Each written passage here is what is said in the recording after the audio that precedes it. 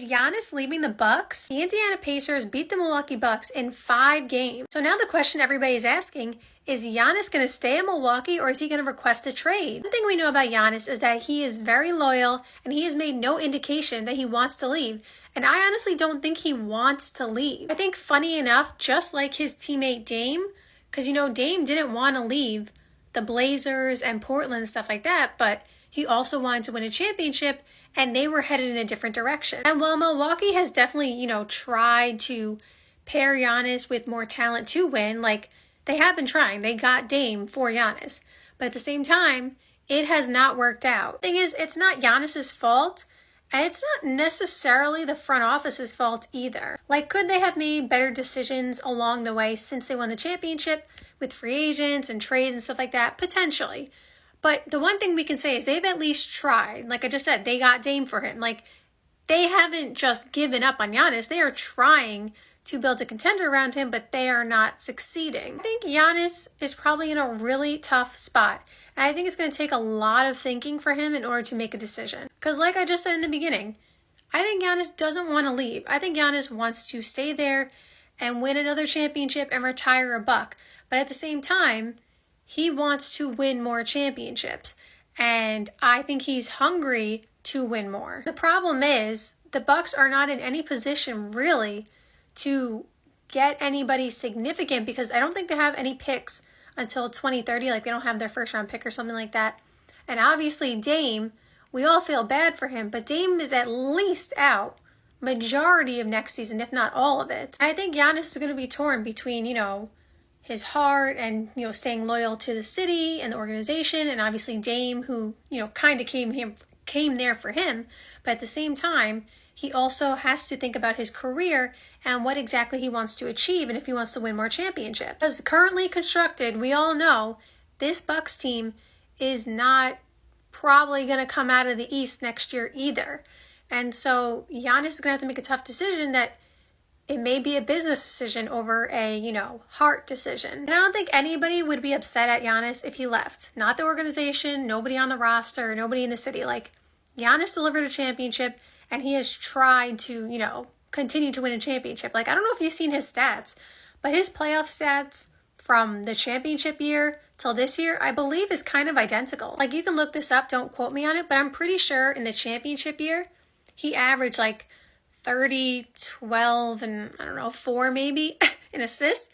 And this year, he was averaging like 32, maybe 12 and 5. Like, his numbers are just as great. And this is one of those situations where it's not really anybody's fault. It's, unfortunate luck in some of these cases with the injuries. And it's just, roster construction that hasn't worked out. Like, it's just a lot of unfortunate circumstances. And Giannis is going to make the decision that is best for him. And so if we're just talking basketball-wise, winning another championship, I would agree that Giannis should leave and go somewhere else because he'll get a better chance to win depending on where he goes. And we've obviously seen the Giannis versus Tyrese Halliburton's dad thing.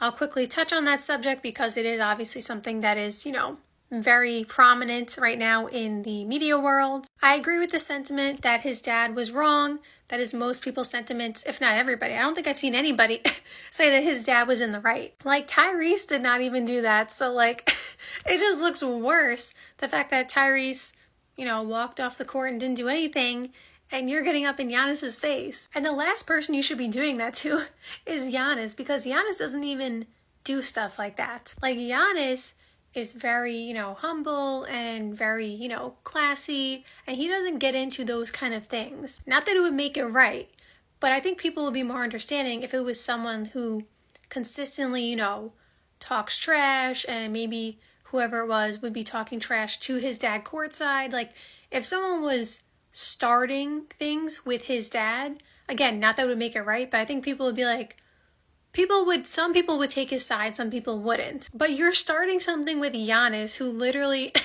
is not fighting with anybody. Like, he did not come up to you, you went up to him, and it was just weird. I know he apologized. I know everybody is coming at him for it, so I'm not going to dwell on the situations. He knows that he was wrong, but I'm just saying, like, to me, it was just, like, weird. it's not even necessarily, like, yes, it's wrong, but to me, it's like, why would you want to do that? Like, I would be confused why he wanted to go up to Giannis and, like, because Giannis is 6'11", 260, whatever he is. I would just be, like, I know Giannis doesn't fight and, like, do stuff like that. Like, again, he's classy, but at the same time, why would you push someone's buttons like that? Who, if for some reason wanted to fight you, could literally crush you. That's where I feel like it doesn't make sense, regardless of even the right or wrong part.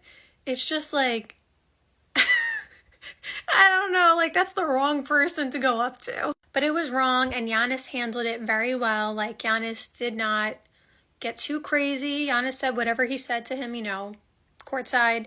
And then Giannis did not put his hands on him or anything like that, and just, spoke about it post-game and said it's very disrespectful. So Giannis, as always, handles these kind of situations very well. And now that the Pacers move on, they go to play the Cleveland Cavaliers. Do we think that the Pacers have a chance against the Cavs? I will give my series preview, I will make a video on that. But just give me your thoughts in the comments down below. If you think they're going to win that series, or if you think the Cavs are going to win, or if it's going to be competitive, how many games?